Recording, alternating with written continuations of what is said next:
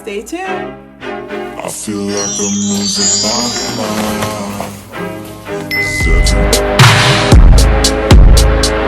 Alright, yay!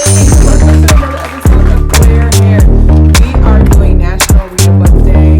Do you know how old this book is? I have this book from 7th grade. 7th grade. Dang. Wow. 5 years ago. Anyways, but I'm going to be talking about my top 5 books of all time. Definitely subscribe, all that below. But I'm so excited. Like, the book nerd in me is like, I get to do an episode I really like. I'm so excited. But a lot of these books I have, like, I read all these books in middle school. So I want you to just let you know. Coming in at number 5 is The Girlfriend by R.L. Stine. Woo! I feel like each book taught me a different thing. So this book taught me, what I put on here? This book to me taught me loyalty. So basically the premise of the book, I'll just get into it real quick. So basically he has a girlfriend, main character has a girlfriend, she goes away for a week, and then like this new girl, he meets her at a party, and you know, and then turns out this girl is crazy. So when his girl come back, the new girl tried to take her out. It's a whole thing. I don't want to give it away, but that's pretty much the premise of it. It really taught me that y'all need to stay loyal because you don't know who you cheated with. But yeah, it was crazy because to me, I feel like the reason why R.L. Stine needed to get his tens, he did that. Like, it was so interesting. I feel like I felt grown up reading it at 12, but it was really good. But that's one of my top books. I'm debating whether or not I want to buy like an original and just keep it and add it to my library. Like, I gotta show you guys my library one day, but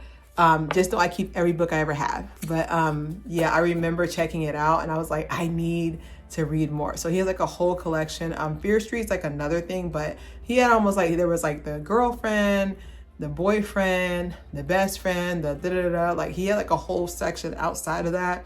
And you know, he's more known for his Goosebumps. I've watched all the shows. I've watched Haunting Hour. I watched everything R.L. Stine. But definitely for sure, this one's like a thriller. It gets a little scary towards the end. Cause I was like, I remember reading it and I was like, why did I read this at night? Cause I was like, I can handle this. But it's like a little twist at the end for sure for you guys to watch. For read, but would I want it to be turned into a movie? Absolutely not. I don't think you guys can bring the same chill or whatever. Coming in at number 4 is Stargirl by Jerry Spinelli. So I just found this out. They turned it into a movie on Disney Channel, but I think they removed it from Disney Plus. Basically, the basis of it is the Stargirl taught me what I learned from Stargirl was basically staying true to yourself and not changing for no boy. So basically, the premise behind the book for Stargirl is that a new girl comes into town. She has multiple talents. She does weird different things, and it steals the heart of Leo, the main character. However, once he starts seeing that everybody thinks his crush is weird, then he's like, hey, can you just change, be normal for a minute? I'm just like, that's me. Like, I have always been I call myself the popular loner. Like, even growing up, like, it's like everybody knew of me because of my height, because who's walking around being 5'10" at 12? Me. But like, everybody knew me because of my height. But like, I almost like, even as an adult, this is why I get rid of those friends. But there's been plenty of times where people have said, Claire, can you lower it? Can you know, I've been told that plenty of times. So definitely for sure, like Stargirl, like that was like a special place in my heart because I know what it feels like to have people try to mute you. Uniqueness, not changing for some boy. What else did I learn from this book? Jerry Spinelli is also an amazing author. Like, he did his big ones. I feel like he had this way of making the books. Be grown, but not also like going that level. I think there's like a kiss in the book. I have to reread it. I want to say I still have it at my parents' house because there are certain books I did not bring with me because I was like, I need you to keep all of them. And then once I make a library here at my house, then I'll be like, okay, I'm coming for my books, you know. But definitely for sure, like That was like one of the original books that I remember when the Scholastic Book Fair came out. I was like, I need this book today. Didn't have the money for it. So I ended up just getting it from the library, and I kept it extra long. And they were like, hey, you have an outstanding book. I was like, I know. I didn't want to let it go. Like, I felt like, I think I want to say I read the book within like a week's time. Like, it was that good. And one thing I can say too is just that attention span. That's why we need more. I'll do that at the end, the importance of reading, but definitely for sure, like, just we need to have kids read more because it increases your attention span. Like me, I could sit here all day and talk to y'all all day, because I have the attention span from reading for so long. Because you have to have an attention span to read a book. Like, this is nothing. This little book, I would have ate this in 3 days. This is nothing for me. But definitely for sure, Jelly Spinelli wrote the book. It still stands the test of time, but I want to go watch the movie too. So coming in at number 3, this book. Yes. Shadow Club. This is one book they need to turn into a movie ASAP, if not a series, and I will fund it. I don't have the money yet, but I will fund it. I will cast who I want to cast. This needs to be turned into a movie series ASAP. This book is about basically a bunch of second placers, and they create the Shadow Club. So they go and meet in a cave, red flag. But they go meet in a cave, and pretty much they're just like, hey, I saw you were second best at the spelling bee. Hey, I saw you were second best at track.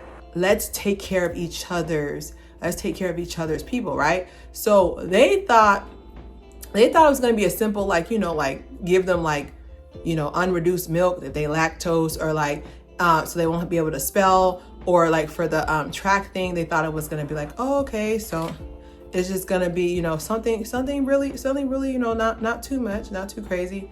Yo, they end up going too far. One of the people that was in track, they end up breaking their leg or something like that, something crazy. But it was just, to me, I felt like it was a good example of why we should not have wrath and jealousy and anger get the best of us. Like, it was such a, you need to read it. I didn't even say who this is by. This is by Neil Shusterman. I'm so sorry if I'm saying your name wrong, but you wait. Now, they ended up having like a sequel, but it was called The Shadow Club Rising. It didn't do what it did. It had, I remember reading it and I was like, you tried. Like, halfway through the book, I was reading it and I was like, you tried. You did your thing. Okay. You did your thing. But it was not, you guys got to go read this book. Like, it's insane because this was built to appeal to teenagers. But it was really, really good. Just building the story, I felt like this is the one thing that these new authors are missing is I felt emotionally attached. I read that book 20 years ago. I felt emotionally attached to where you can feel the anguish, dang, I don't like that person, but I didn't know he was going to go that far. I don't like this person, but I didn't know they were going to go that far, So, if I could say, I would say do it into a series. I don't want them to try to how they try to smush everything together and try to bring that lower. How they try to smush everything together and try to force stuff, but turn it into a series. I'll watch that today. I don't have the money to fund it yet, but soon. Coming in at number 2, Uglies. So Uglies is one of my, you guys saw the review. It's one of my top rated reviews on this channel to date. So thank you guys so much for that. Uglies. Let me get my point. Let me get myself together. Uglies pretty much created the self-esteem I have now. Of course, the Lord, but Uglies literally is the reason why my self-esteem is so high. It really was a good example of sticking to yourself. They kept saying, basically Uglies, the premise is that in the future, next year, in the future, pretty much, in the future, like once you turn a certain age, you get the pretty surgery where they basically correct everything that's wrong with you, you know. And like the main character, like she kept pushing it off. Hey, I don't want to do it, blah blah. Turns out that every time you get a surgery, they start mentally controlling you. They put a chip in you, you know, tracker, all that. But they have the sequel. It's Uglies, Pretties, Specials, something, I don't remember. But like there's like a trilogy, but the first one, when I tell you that got me through middle school, like y'all don't understand. Like it's hot now being 5'10", but it was not hot at that age. Okay, I'm taller than teachers. I'm taller than the buildings. I'm taller than everybody. Okay, so it really helped me. Like she was dead set. I'm not getting this surgery. I want to keep my scar. It was just such good world building. Like I felt like I was there with her. You know, I felt like I was in there. Like the author Scott Westerfield.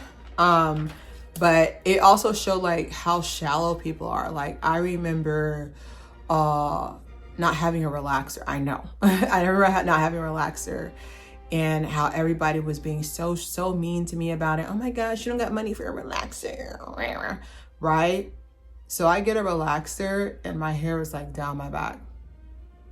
The same people like, oh, is that all you? Oh wow. Like there was just this shout. Like that's why I'm very big on, I like to fall for people's personality, you know.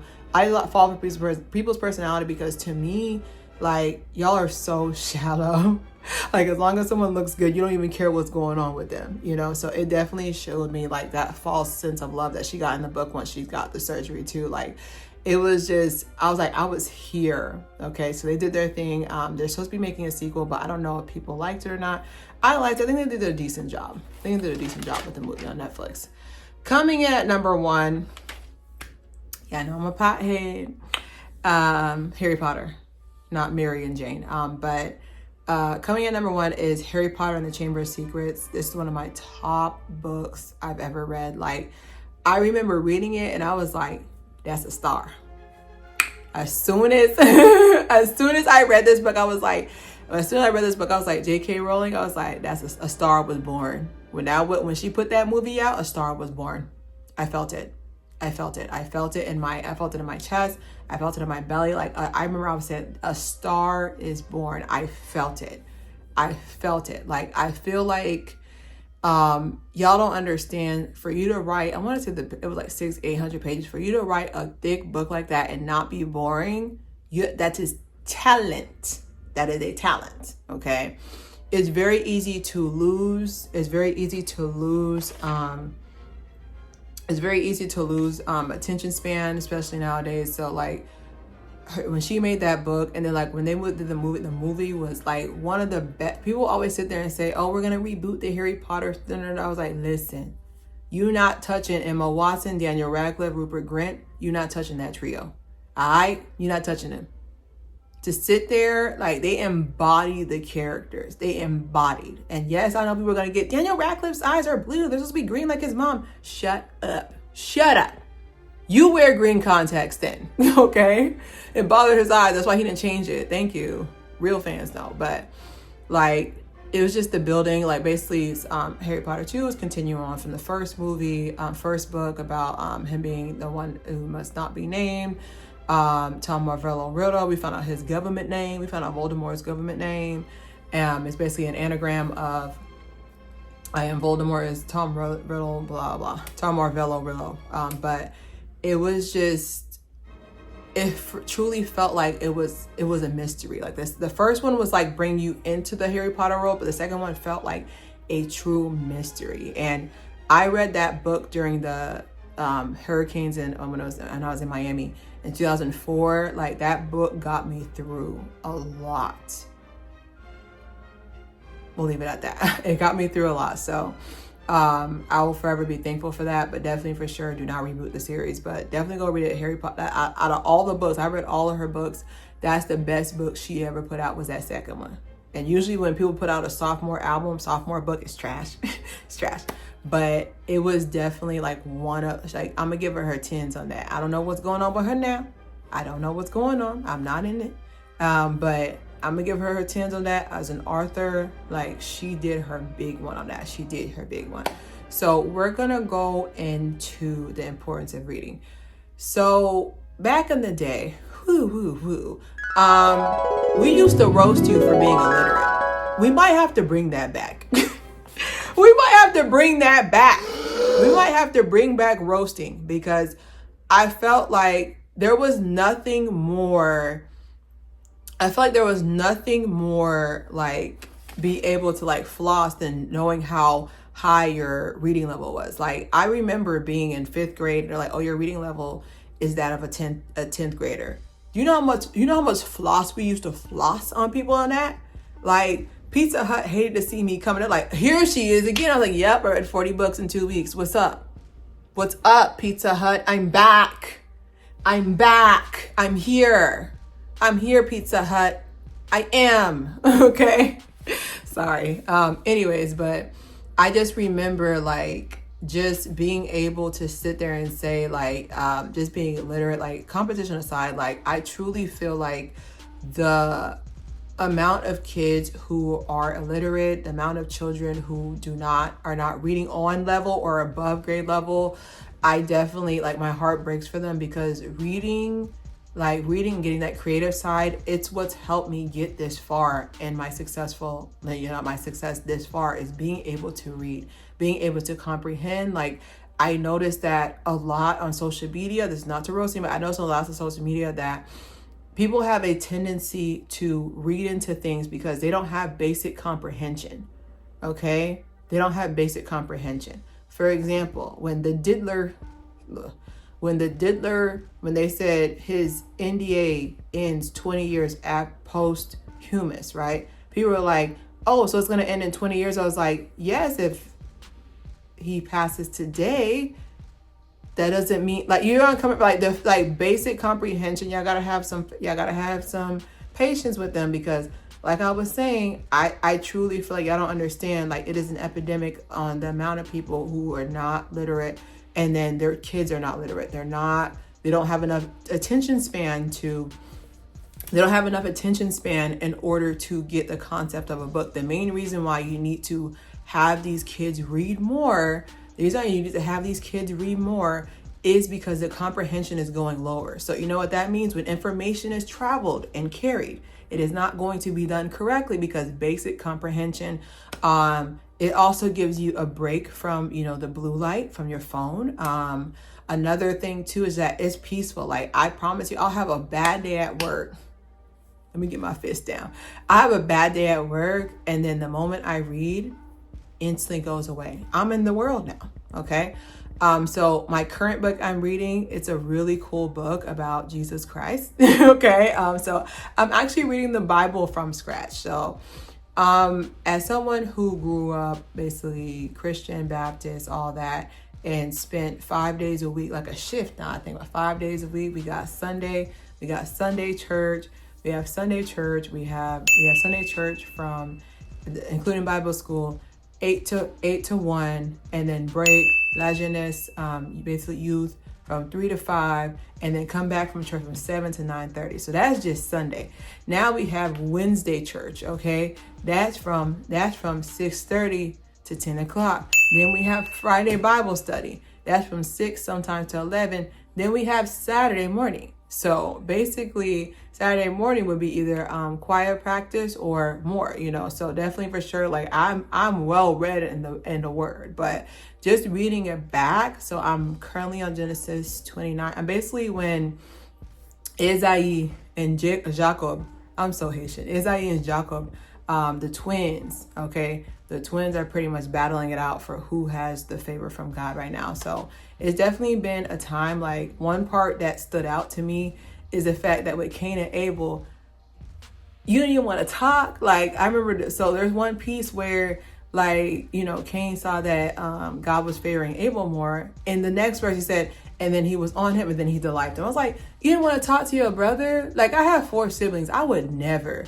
Like, it would be, I'm not going to talk to you anymore since God favored you more, but you taking your brother out, crazy. Y'all got to read the Bible for real. Like, there's a lot of times where I was like, And then there was one part when Sarah, Abraham's wife was like, I wasn't laughing. And God was like, yes, you did. That's a verse. Look it up. He said, yes, you did.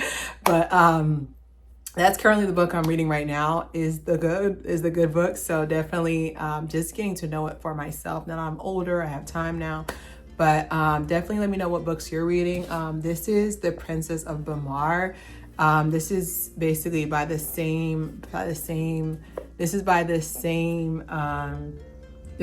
author from Ella Enchanted. So definitely for sure check this out. I don't even know if they sell anymore. I have it. I would give it to you, but I'm not gonna.